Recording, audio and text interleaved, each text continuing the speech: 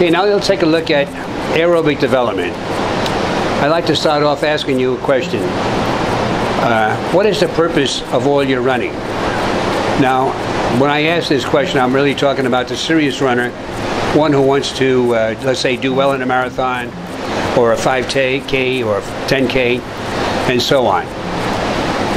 The serious runner who is really looking at his running technique, wants to improve, wants to become better, wants to become more fit in order to be able to race more effectively. So therefore, we have to take a look at how you run. If you're merely out for fitness running, you had heart problems or whatever, the doctor told you to run, we're not too concerned. Just going out and running all the time will be of great benefit, great form of exercise. But for the serious runner, we have to get serious in terms of what you're doing and the type of running that you're doing. So, what can be done? First of all, aerobic means using oxygen as your primary source for energy production. So you're running along, the air that you're breathing in has ample oxygen to oxidize enough fuel to give you the energy to keep you going.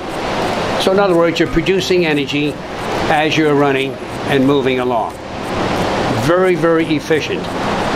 This is why we can run so long and so far, because we use the aerobic system, where the oxygen is our primary source for the production of the energy.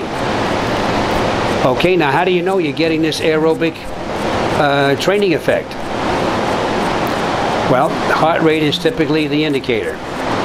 We used to use many formulas, 220 minus your body weight and so on, or age rather, and so on, but because of the influx of heart rate monitors, it's much more precise and efficient to use the monitors.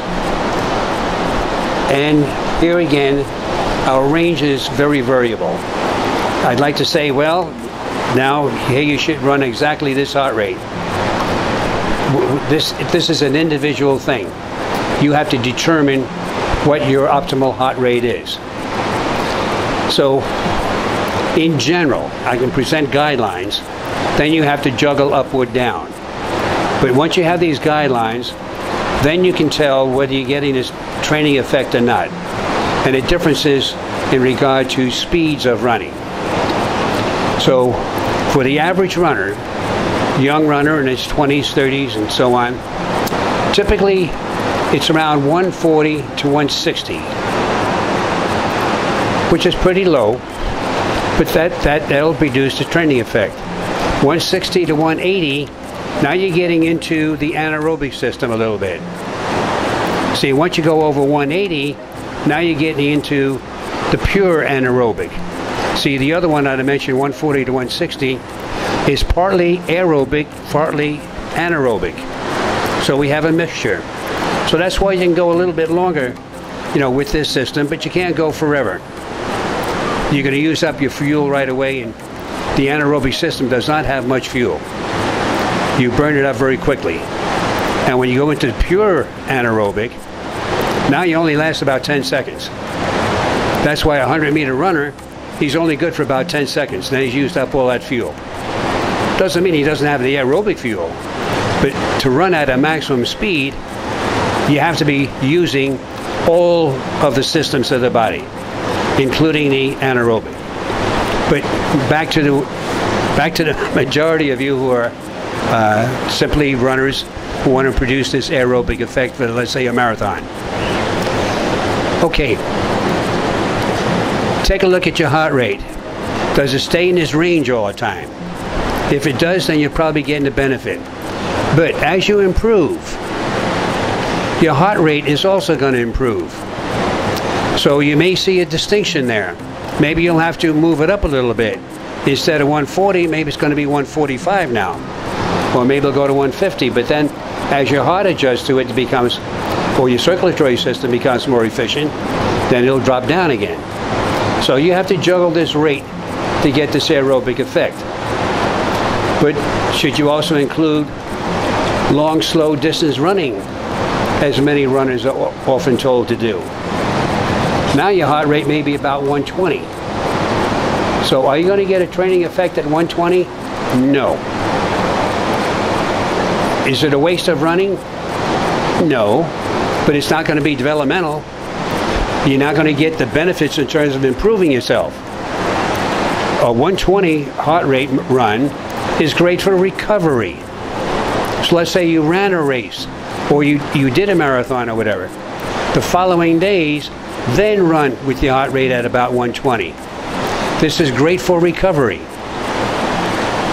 Running or doing an activity at about 50% of what you did in that race or during that event is great for recovery of the muscles, circulatory system, and so on. So all runs have a place. But if you want to get that aerobic effect, if you want to get better aerobically, you have to be in that range. And then you might also want to ask yourself, how much of this do you need? If you're a triathlete, or even let's say a runner on a track team, and let's say you've been running cross country most of your life, and here you are in college and you're going to be doing many sprints or 400 meters, something of this nature, do you still need more aerobic development? No. But yet in a training, everybody says, well, we have to develop the aerobic base. Well, if once you develop that aerobic base, it's going to be with you. You're not going to lose it. Now, if you don't do anything for 5 years, of course, you're going to start losing it. But not in that one system. And when you start running faster, you're still utilizing the aerobic system. It doesn't disappear or stop. But in terms of improving it, you can only improve it so much. Once you have that improvement, then other types of training become more important. Like, for example, doing strength exercises, local strength exercises. By local, I mean using the muscles as they're involved in a particular joint action. These exercises, they develop the contractile mitochondrial ability as well as the oxidative ability. These muscles, through the strength training, will enable you to get rid of your lactic acid faster. They're going to make you a better runner more than relying on only more aerobic development. So this is where we have to focus our attention. So the aerobic development, once achieved, and especially in the early years, if you have a youngster, this is the key to his development. Develop this aerobic base. His younger years, all through the teenage years. Then, and even at that time, focus a lot on developing a strength or strength endurance of the muscles as they are involved in that sport. So if you're a runner, develop those running muscles. This becomes the key. Develop the strength endurance of the running muscles. This will enable you to become a better runner, much more so than focusing more and more on aerobic development. So I think I've kind of said it here. It's hard not to keep re-emphasizing this point. It's so misunderstood how we have to keep looking for more and more aerobic development. You can only increase your VO2 max up to a certain point. Raising your VO2 max another percentage point, it's not going to make any material difference in your running. But if you focus more on specialized strength exercises that develop those running muscles, you're going to get a heck of a lot more development and increase in speed than you will with any other type of training. So aerobic training is good. If you're a novice getting started, work in that range as I outlined before. About 140 to 160 in that range. If you can go a little bit higher and not run into discomfort, then you should be higher. This is how you can experiment. Start pushing the boundaries. And the more you do this, especially if you're going to be, for example, running a marathon, you should be running at the upper limit of your aerobic range. Not only is this upper limit where you burn the most fat, which is at much better source of energy, 4 times more efficient than the burning of carbohydrates.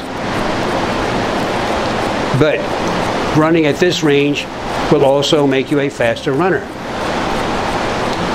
Too often we get these misconceptions, oh, we have to run slowly to burn fat. Oh, sure, you're going to burn fat when you run slow, as long as you run fast and far enough. But you're also going to burn more fat when you go faster. But stay in that aerobic zone. Don't drop into the anaerobic. And the more you train your body to run at this higher level of aerobic development or aerobic use, the better the runner you're going to be.